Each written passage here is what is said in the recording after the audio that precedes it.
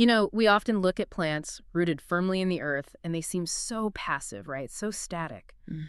But what if they're actually far more dynamic, aware, and complex than we've ever really dared to imagine? That's the big question. Today on the Deep Dive, we're challenging that traditional view of plant life. And it really is challenging. Our guide for this fascinating journey is the American biogeneticist and botanist Daniel Chamovitz and his incredible book, Plants Know the Answer to Life. A great title. It is. And Chamovitz, he has a PhD in genetics from Hebrew University of Jerusalem. He's director of Tel Aviv University's Plant Biology Science Center. So he brings serious scientific weight to this. Absolutely. This isn't just idle speculation. No, exactly. His book got praise from Scientific American. It was an Amazon Top 10 science book back in 2012. It's grounded in research. Indeed.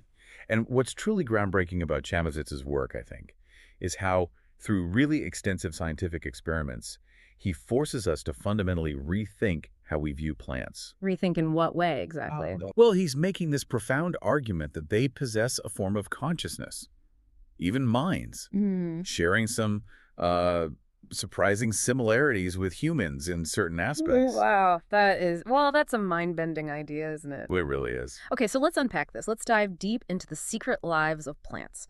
We're going to look at three main areas today. Okay. First, their astonishing sensory capabilities. Second, their really sophisticated ability to know exactly where they are, in space. Their positioning, yeah. And finally, their truly surprising capacity for what you could almost describe as mentality. Mentality, yes. It's fascinating stuff. Right. Let's dig in. Let's do it. So we tend to think of senses like sight, smell, touch. They're human or animal, right? Yeah, that's the common view. But Chamovitz reveals plants possess many sensory abilities, strikingly similar to us. They have forms of vision, smell, and touch. Only really lacking, it seems, hearing and speech. And what's truly astonishing, perhaps, is that on a sensory level, plant vision is actually more complex than human vision. More complex. How? How so? What exactly are they perceiving that we can't? Well, okay, get this. Plants can see ultraviolet and infrared light. They can even perceive electromagnetic waves. Things completely invisible to us. Completely invisible to the human eye. Now, they also see the light spectrum we do, of course, but their perception of light's direction, intensity, color, and duration is incredibly precise. So they know how long the light lasts. Exactly. They even distinguish noon from evening, which shows a perception of time. So they're not just passively detecting light then, they're actively interpreting its quality. Right. And maybe strategically responding. Precisely. That's the key. They have specialized photoreceptors, like this pigment protein called phytochrome, which absorbs red light. Okay. Now, this isn't about forming images like we do, seeing pictures. It's about converting light signals into very precise instructions that regulate their growth and development. That's fascinating. So it goes way beyond just like growing towards the sun. Oh, absolutely. Take a sun-loving plant, say a dandelion, if it finds itself stuck in the shade. Yeah. It will actually accelerate its growth.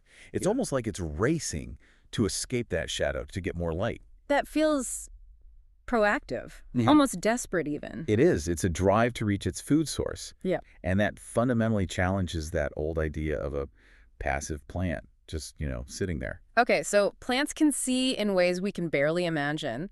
But what about another sense? One crucial for survival: smell. Ah, smell. Yes. Turns out they're surprisingly good here too, though obviously not with a nose like ours. Right. No olfactory nerves. But they produce a plant hormone called ethylene. Ethylene, okay. And this isn't just some random byproduct. It's a crucial communication tool. It signals changes in their physiological state, helps them adjust to the environment. So it's how plants sort of talk to each other. In a chemical way, yes. Yeah. They use it to communicate. And we've probably all seen this in action, even if we didn't realize it. How so? Like, if you put a hard avocado in a paper bag with a ripe banana. Ah, the classic trick. Right. The avocado ripens much faster, the banana's giving off ethylene, and the avocado is essentially smelling it and reacting. That's exactly it. Or, scoring a few ripe figs makes the whole bunch ripen faster. Same principle. So they're picking up on these airborne chemicals. Precisely. And this smell isn't just for ripening fruit. It also functions as an early warning system against pests, diseases. Really? How does that work? Well, take the cotton bean plant example from the book. Mm-hmm. If one plant gets infested by insects, say, It emits a specific volatile scent, a chemical signal. Other cotton beans nearby can smell this. And they react. They react. They strengthen their defenses preemptively before they're even attacked. It's an amazing defense coordination. That truly is incredible. So the main point here is, while they don't have a nose, they are undeniably smelling their environment, detecting these airborne compounds. Exactly. Detecting them and translating those signals into vital physiological reactions. It's a form of smell. Okay, vision, smell. What about touch? For a long time, we thought plants, didn't really feel things in a complex way. The old view, yeah. But Chamovitz argues their touch sensitivity is actually more acute than humans. How can that be? Well, it comes down to something both plants and animals share. Electrochemical signal transmission mechanisms. Electrochemical signals, like nerves. Sort of, yes. When touched, plants exhibit what's called electromotion. It's an internal electrical movement. This causes cells to contract and the plant to move. It's surprisingly similar, actually, to how higher animals react to stimuli. So like the famous Venus flytrap, is that an example? Precisely. Burton Sanderson's classic experiment back in the day detected this electromotion in Venus flytraps. It looked remarkably similar to animal nerve activity. Wow. And of course, you have the Mimosa pudica, the sensitive plant. Its leaves dramatically recoil when you touch them. That's a very vivid display of this tactile sensitivity. So they have receptors, like our skin. In a way, yes. Plant receptors, much like our skin's mechanoreceptors, generate responses. They use touch to assess their environment, adapt to it, regulate their growth. It's an active, responsive sense. Okay, vision, smell, touch. What about hearing? This is a popular one. We've all heard the idea that, plants love classical music, or they wither if you play loud rock music. Ah, yes, the music myth. Does Chamovitz's research support any of that? Well, here's the spoiler. His experiments delivered a pretty definitive debunking. Oh, really? Yeah. His research proved it wasn't the music itself, but actually the heat generated by the speakers that influenced plant growth. Heat, not the sound waves. It's just the heat. Yeah. The idea that music dictates plant growth turns out to be basically pseudoscience. Because they just don't hear at all. Correct. It seems plants possess what's effectively a deaf gene. It's similar to a mutated gene that causes hearing loss in humans. They simply lack the biological machinery to hear. Is there specific experimental evidence for that? Yes. The marigold seedling experiment was quite clear. They played all sorts of music, but the seedlings were unaffected. However, when they isolated the speaker just to control the heat factor, Then what happened? germination rates significantly dropped when the heat source was removed or reduced. It was the warmth, not the Beethoven. Huh. And why wouldn't they hear, from an evolutionary standpoint? Well, think about it. They're sessile organisms. They're rooted to the spot. They can't run away. Exactly. They can't flee danger. So sound signals, warnings, they'd be largely meaningless for their survival. Hearing just didn't offer an advantage. Okay, that makes sense. So let's quickly recap this whole perception section then. Plants have powerful vision, seeing beyond human sight. They communicate via complex chemical smell. They have incredibly sensitive touch responses via electrical impulses. But crucially, they genuinely don't hear. And that whole music thing, it was just the heat from the speakers. That sums it up nicely. Perception is way more complex than we thought, just not in all the ways we assumed. Right. Okay, let's pivot now to something else entirely. How plants orient themselves in space. For so long, we've just thought of them as static, stuck in one spot. Just growing upwards, yeah. But how do they actually know up from down? How do they navigate their position? Well, our understanding of this really started with some pioneering experiments. Thomas Andrew Knight, for instance, did this clever thing back in the early 19th century. What did he do? He fastened fava bean seedlings to boards and then rotated them rapidly, like on a wheel. Creating centrifugal force. Exactly. And he observed that the roots grew towards the centrifugal force, outwards, while the stems grew in the opposite direction, inwards. Proving they react to that force. It was early proof that plants actively react to external forces, yeah. And we've also seen experiments where you turn a seedling upside down. Right. And the roots reorient to grow downwards again. Right. Demonstrating their reaction to gravity. That's fundamental. But how are they sensing these forces? What's going on inside the plant? That's the key question. And the answer lies in these tiny structures called statoliths. Statoliths? Yes. They're dense, sort of spherical structures found in plant root tips and also in a layer called the endodermis. They act as gravity receptors. Like in our inner ear, we have something similar, don't we? Precisely. Yeah. Very much like the otoliths in the human inner ear that help us balance.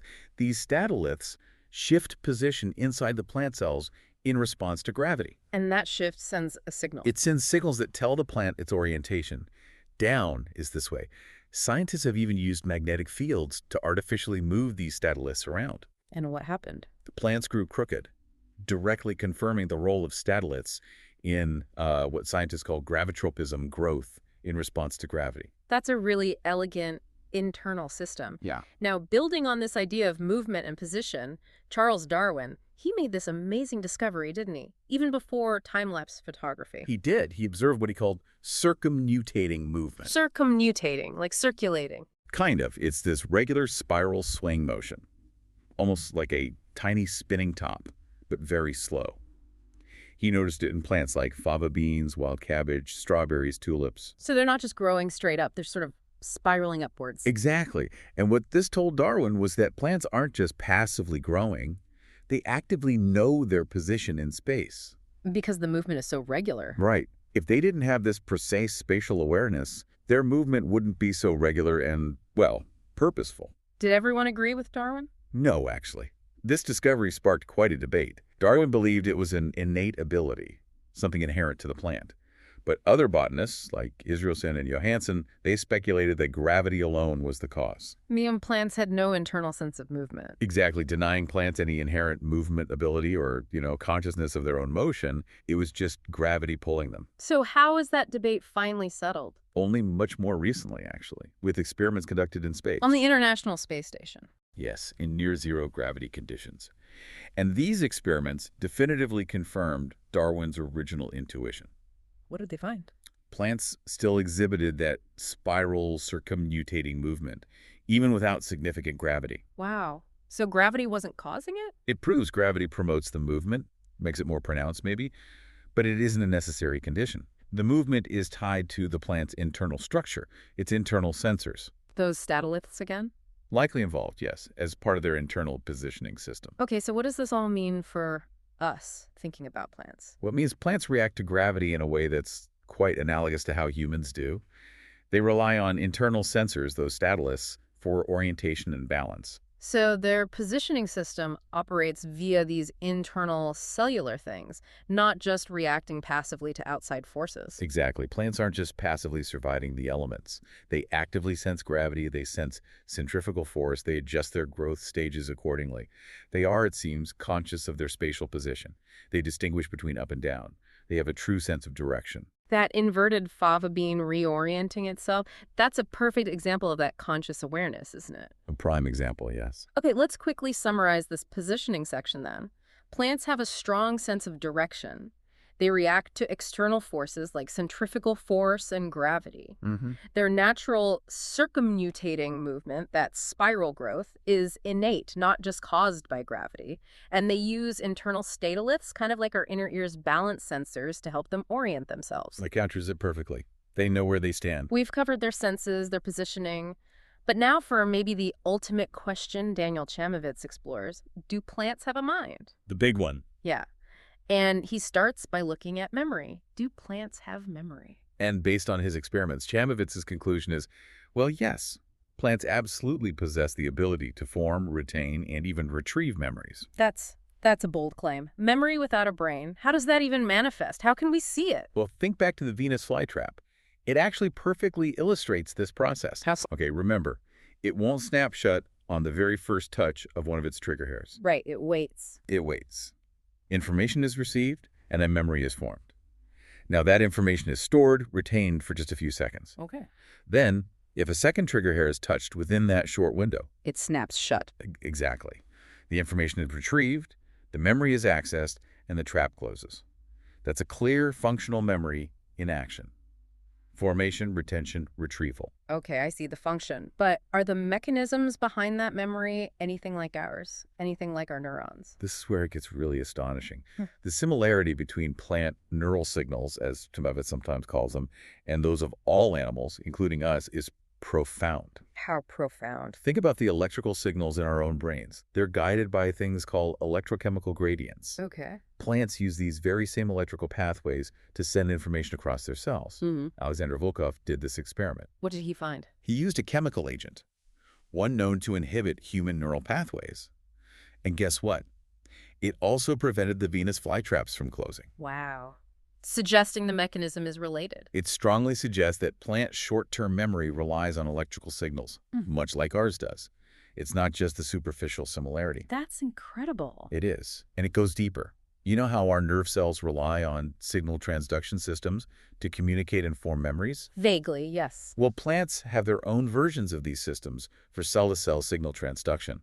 So the fundamental way plant cells communicate signals is remarkably similar to how our own neurons communicate. A deep shared history there, it seems. Absolutely. But what about memory that lasts longer? Or even memory that passes on? Yeah. Humans, we pass on knowledge through stories, books, culture. Do plants have anything like inherited memory? They absolutely do. And Chamovitz points to what are called epigenetic mechanisms of cell memory. Epigenetic, what does that mean here? Basically, it's a way for memory to be encoded not directly in the DNA sequence itself, but in how the DNA is used or expressed. This allows memory to pass from one season to the next within a single plant.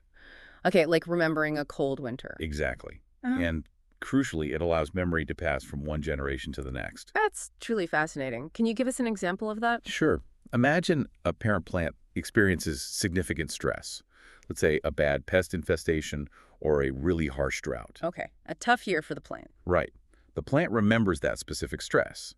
And through these epigenetic mechanisms, this memory can be passed directly to its offspring, its seeds. So the seeds carry the memory. In a way, yes. The offspring can then essentially extract this inherited information and make physiological adjustments. What kind of adjustments? Things that lead to, say, increased genetic variation or greater tolerance to those specific stressors that the parent experienced. So they're better prepared. Exactly. They can grow better in those adverse conditions than their parents could, all thanks to this inherited knowledge, this memory. It clearly demonstrates plants' ability to store, retrieve, and use physiological information for future adaptation. So they have memory, they have signal mechanisms like ours. Does this mean plants are intelligent? That's the word people often jump to. Right. And Chamovitz is very precise here, very careful. He argues that intelligence, as we usually define it, applies to organisms with brains. And plants obviously are brainless. No central processing unit. Exactly. However, his more nuanced view is that because plants possess these sophisticated perception abilities, similar in ways to humans, and because they are clearly conscious of the physical world. Conscious? Yes, conscious. This strongly implies they have a form of mentality and consciousness, awareness. So they're aware, but maybe not smart in the way we think of intelligence. That seems to be his position. Awareness and mentality, yes. Intelligence requiring a brain? No. The cherry blossom example from the book illustrates this consciousness beautifully, doesn't it? It really does. Think about the cherry trees in Washington, D.C. Okay. They get similar amounts of daylight in April and September, right? Roughly same day length. Sure. But they bloom only in April. Why? Because they somehow know that blooming in September would be a disaster.